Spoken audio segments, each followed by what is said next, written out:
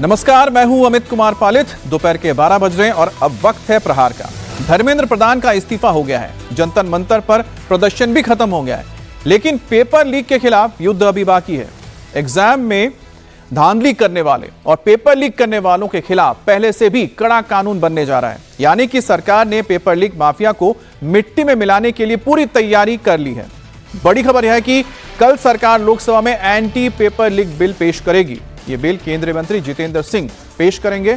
नए anti paper leak bill में 10 साल की सजा से लेकर 10 करोड़ रुपए तक के जुर्माने का प्रावधान होगा और प्रस्तावित कानून के तहत हर राज्य में फास्ट ट्रैक कोर्ट बनेंगे, जहां रोजाना सुनवाई होगी और 3 महीने में ट्रायल को पूरा किया जाएगा।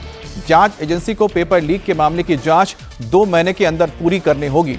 तो सरकार की ओर से बिल तैयार है, कल लोकसभा में इसे पेश किया जाएगा। डॉक्टर जितेंद्र सिंह केंद्रीय मंत्री इस बिल को सभा में पेश करेंगे, सदन में रखेंगे और इसमें कई कड़े कानून और प्रावधान भी लाया जा रहा है, जिसमें 10 करोड़ रुपए तक का जुर्माना और साथ ही 10 साल तक की सजा हो सकती है। तो इस कानून की 10 बड़ी बातें आपको बता देते हैं। पहले है कि 5 से लेकर 10 साल तक इसमें सजा हो सकती है, तो कड़ी सजा दी जाएगी।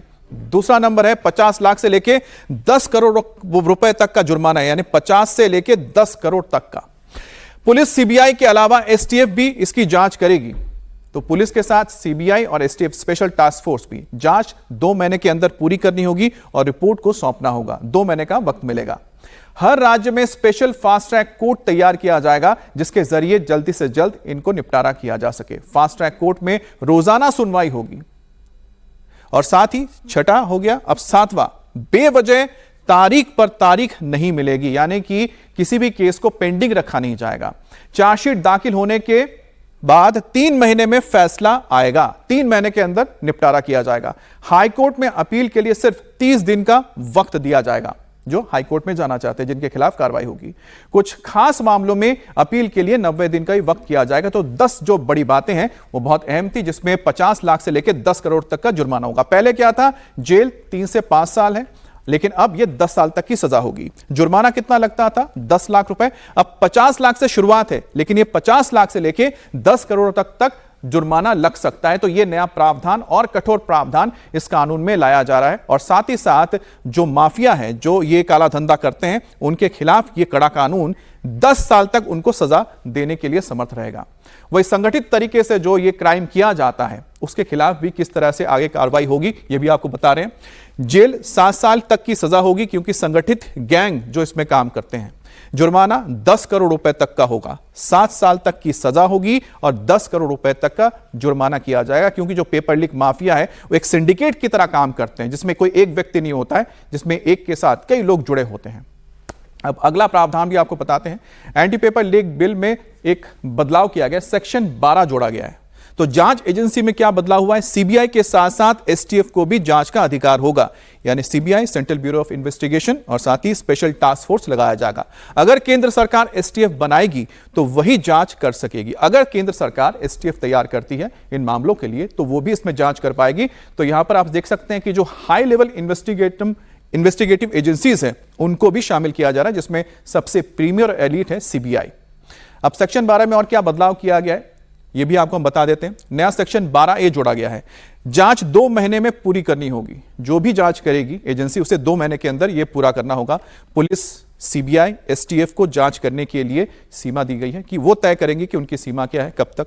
जांच की डेडलाइन और कानून में यह जोड़ी गई है। तो डेडलाइन क्या है, डेडलाइन है 2 महीने के अंदर, यानी कि लगभग 60 दिन के अंदर कोई भी मसला होगा, कोई भी रिपोर्ट आती है, उसमें जांच की जाएगी और जांच रिपोर्ट सौंप दी जाएगी। और 3 महीने के अंदर तो इसमें फास्ट ट्रैक कोर्ट के जरिए इंसाफ भी दिलाना होगा। तो नया सेक्शन ये 12 ये जोड़ा गया है, जिसमें यहां पर एक टाइमलाइन दे दी गई है। अब 12B में क्या जोड़ा गया है, स्पेशल फास्ट ट्रैक कोर्ट में रोजाना सुनवाई होगी। यह बहुत अहम है, फास्ट ट्रैक कोर्ट में रोजाना सुनवाई होगी। चार्जशीट के बाद 3 महीने में ट्रायल पूरा करना होगा। अब 2 महीने के वक्त मिलेगा जो एसटीएफ है या सीबीआई या कोई भी जांच एजेंसी होगी, उसके बाद 2 महीने के अंदर रिपोर्ट आ गई, 3 महीने के अंदर ट्रायल पूरा कर देना होगा फास्ट ट्रैक कोर्ट को। और पुराने पेंडिंग केस भी फास्ट ट्रैक कोर्ट में अब ट्रांसफर कर दिए जाएंगे। तो एक आप सोच सकते हैं कि एक अहम पहल है कि जो पुराने केसेस पड़े हुए हैं उनको भी अब फास्ट ट्रैक कोर्ट में लाया जाएगा। अब सेक्शन 12B में क्या किया गया है वो हमने आपको बता दिया। स्पेशल फास्ट ट्रैक कोर्ट के फैसले के खिलाफ क्या कार्रवाई हो सकती है, अपील कैसे कर सकते हैं। सीधे हाई कोर्ट में 30 दिन के अंदर अपील कर सकते हैं, जिनके ऊपर आरोप लगे होंगे, जिनके खिलाफ वहां कार्रवाई हो रही होगी या फैसला आएगा। कुछ हालात में अधिकतम 90 दिन का वक्त दिया जाएगा। 90 दिन के बाद अपील मंजूर नहीं होगी और हाईकोर्ट भी 3 महीने में ही फैसला देने की कोशिश करेगा। तो एक अहम प्रावधान इसमें रखा गया है, 3 महीने में ही हाईकोर्ट को भी फैसले में अपना देना होगा या सुनवाई करनी होगी। और बड़ी खबर आपको बता दें, इस वक्त अखिलेश के गढ़ में सीएम योगी पहुंचे हैं, यानी कि आगरा, मैनपुरी और इटावा का दौरा कर रहे हैं। इस दौरान 1226 करोड़ के प्रोजेक्ट्स की सौगात दे रहे हैं। तो आगरा में पहुंच रहे हैं, आगरा के अलावा मैनपुरी भी जाएंगे और सीएम योगी आदित्यनाथ लगातार इस वक्त अलग अलग जिलों का दौरा कर रहे हैं। मैनपुरी, इटावा का भी दौरा करेंगे और 1200 करोड़ से ज्यादा की सौगात भी वो देने जा रहे हैं इस जिले को। तो अखिलेश के गढ़ में इस वक्त योगी आदित्यनाथ हैं और योगी आदित्यनाथ लगातार अखिलेश और उनके सरकार के दौरान कार्यकाल को लेकर उनके ऊपर हमला जरूर करते हैं, क्योंकि अखिलेश भी ठीक चुनाव के मोड में आ चुके हैं और चुनाव के मोड को देखते हुए वो भी योगी आदित्यनाथ के कामकाज को लेकर सवाल खड़ा करते हैं। लेकिन योगी आदित्यनाथ लगातार बताते हैं कि उनकी सरकार के दौरान और समाजवादी पार्टी के सरकार के दौरान कितना बदलाव आया है, कानून व्यवस्था में कितना बदलाव आया है और राज्य में कितना इंडस्ट्रीज आए हैं, कितना आर्थिक बदलाव हुआ है और साथ ही सामाजिक बदलाव देखने को मिला है।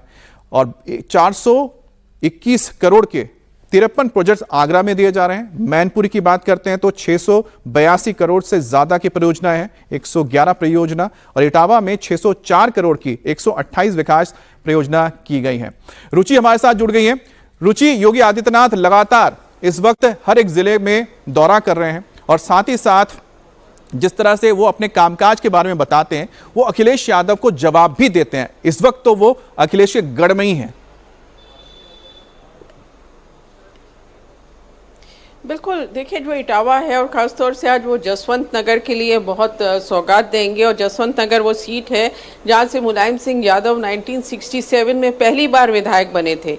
वो 7 बार के विधायक हैं। उस मैनपुरी में भी उनकी कार्यक्रम लगा है। मैनपुरी से मुलायम सिंह यादव सांसद रहे हैं, डिम्पल यादव सांसद हैं। तो जाहिर है कि पूरा जो इलाका है वो यादव परिवार का गढ़ माना जाता है। अब अगर आप पिछला 1 महीना देखेंगे अमित, तो मुख्यमंत्री योगी आदित्यनाथ करीब करीब रोज़ 2 या 3 जिलों में जा रहे हैं और वहाँ पर सभाएं कर रहे हैं, जो योजनाएं हैं उनका लोकार्पण या शिलान्यास कर रहे हैं, कानून व्यवस्था की समीक्षा कर रहे हैं, लाभार्थियों को उनका जो भी उनको कुछ मिलना है वो दे रहे हैं। तो एक तरह से सीधा कनेक्ट कर रहे हैं वो ज़िले के लोगों के साथ। तो अभी पिछले दिनों मुख्यमंत्री से बात हुई थी तो उनका ये कहना था कि इस तरह के दौरे काफ़ी फ़ायदा पहुंचाते हैं चुनाव के पहले, क्योंकि हमें ग्राउंड रियलिटी पता चलती है कि हम जो पैसा यहाँ से दे रहे हैं वो ज़मीन पर कितना पहुंच रहा है, वहाँ लोग क्या कह रहे हैं, कानून व्यवस्था क्या है। तो बीजेपी की तरफ से कहा यही जा रहा है कि चुनाव भले ही 2027 में हो, लेकिन तब तक मुख्यमंत्री योगी आदित्यनाथ एक एक ज़िले में 3-3 बार जा चुके होंगे। तो जाहिर है कि चुनाव की तैयारी है और क्योंकि ये यादव परिवार का गढ़ है इसलिए इसके खास मायने निकाले जा रहे हैं। हमें हम कह सकते हैं 24/7 के सीएम हैं, जो लगातार बैठते नहीं एक जगह पे। अपनी राजधानी के अलावा लगातार वो देख रहे हैं कि हर एक जिले में जा रहे हैं और ठीक चुनाव से पहले, जैसा कि रुचि बता रही हैं, कि कम से कम 3 दौरे वो कर चुके होंगे हर एक जिले का और सीधा उनका जो कनेक्ट है वो जनता के साथ हो चुका होगा। रुचि, अब हमारे साथ बने रहे।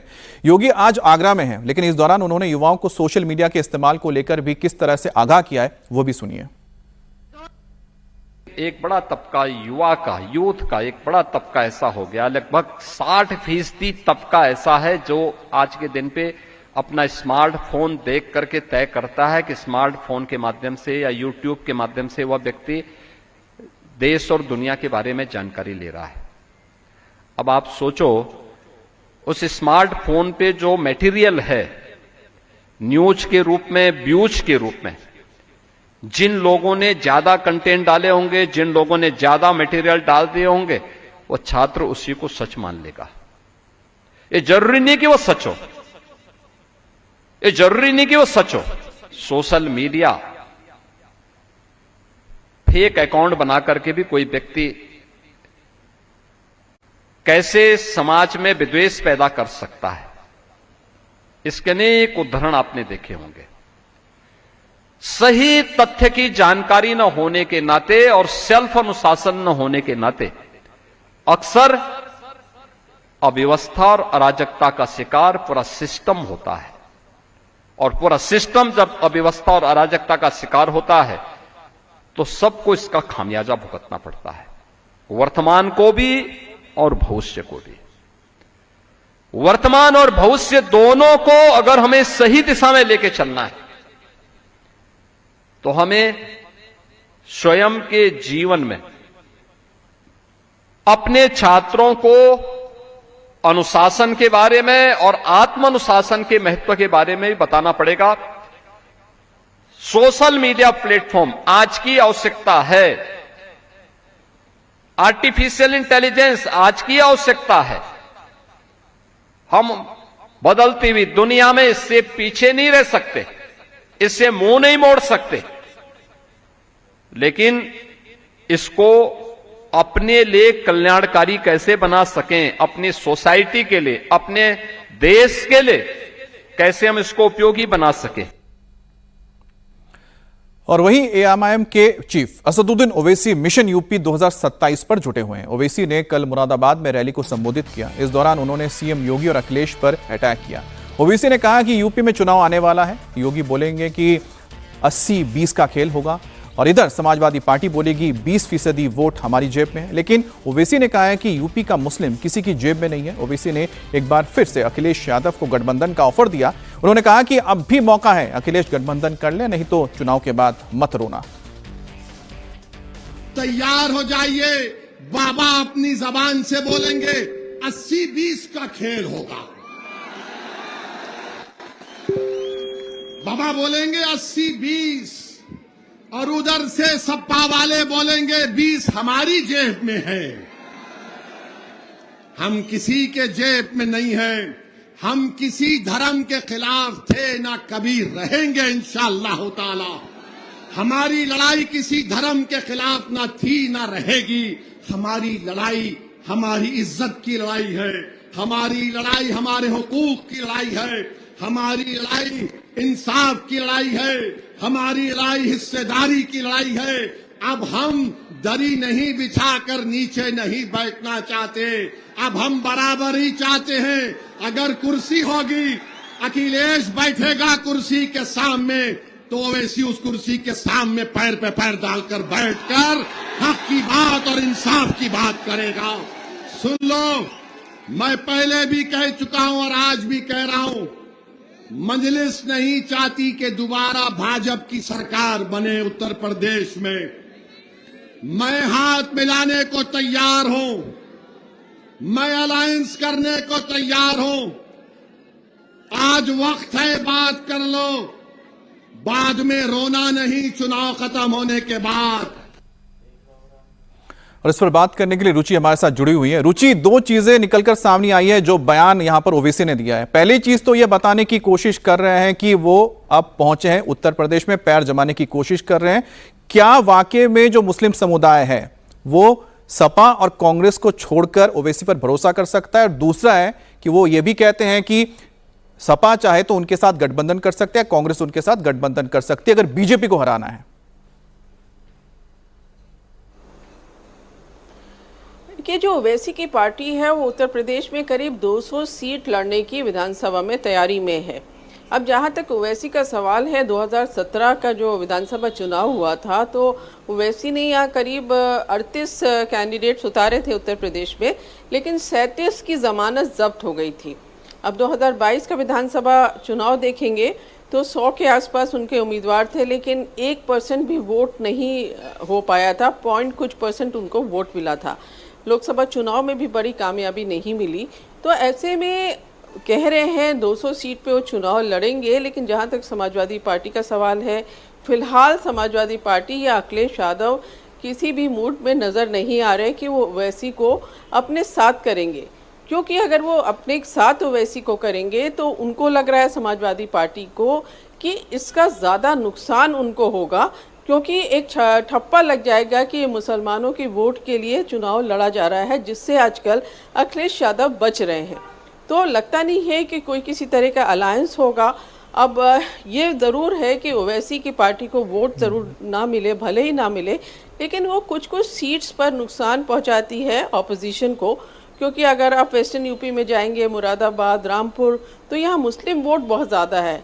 तो अगर वो थोड़ा भी कटता है तो इसका नुकसान जो है बीजेपी को तो होगा नहीं, वो ऑपोजिशन पार्टी को ही होगा। तो एक तरह की आप कह सकते हैं कि समाजवादी पार्टी और कांग्रेस नज़र ज़रूर रख रही है कि ओवैसी क्या करेंगे यूपी में, लेकिन वो तैयार हैं बड़ी तादाद में यहाँ पर चुनाव लड़ने में। बिल्कुल जाहिर सी बात है कि अखिलेश पीडीए में पीडी को तो अब वो नाराज कर नहीं सकते, क्योंकि उनकी पूरी नज़र अब पीडी पर है, क्योंकि ए पर उनको लगता है कि उनकी जो पकड़ पहले से लगातार मजबूत बनी हुई है।